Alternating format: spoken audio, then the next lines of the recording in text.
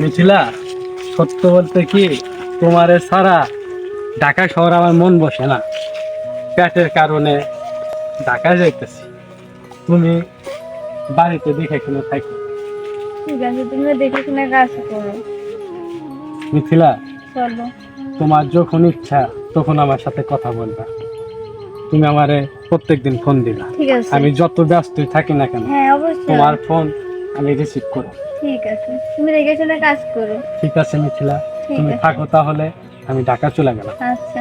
থাকো, বাড়িতে যাইতে পারবা তো? হ্যাঁ, যেতে আচ্ছা, পারবো। যাও তুমি, আমি যাচ্ছি। হ্যাঁ, আচ্ছা, থাকো। ভাবি, ভাই কি ঢাকা গেছে? হ্যাঁ, তোমার ভাই এই মাত্রই গেল। ভাইয়ের জন্য আমরা আপনার সাথে গল্প করতে পারি না, আমরা হ্যাঁ, এখানে আচ্ছা, বসে গল্প বসো। করি। আসুন।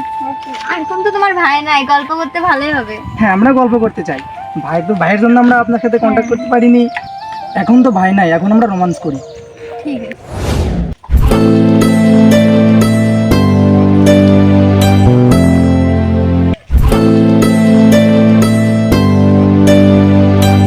ইস, কি যে ভালো লাগছে শোনা। ঢাকা যাইতেছিলাম তো টিকিট পেলাম না।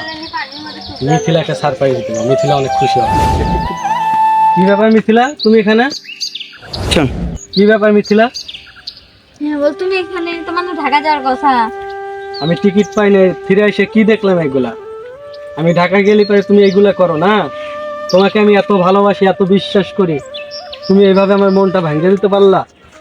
আমার ভুল হয়েছে, তুমি আমাকে মাফ করে দাও।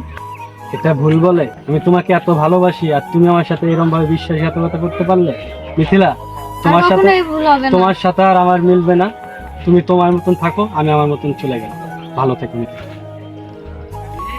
এটা আমি কি করলাম? আমার স্বামী আমাকে এত ভালোবাসে, তাকে এইভাবে ঠকানো কি ঠিক হলো? ও তো পালাই গেল, শুধু আমার জীবনটা ধ্বংস করে গেল।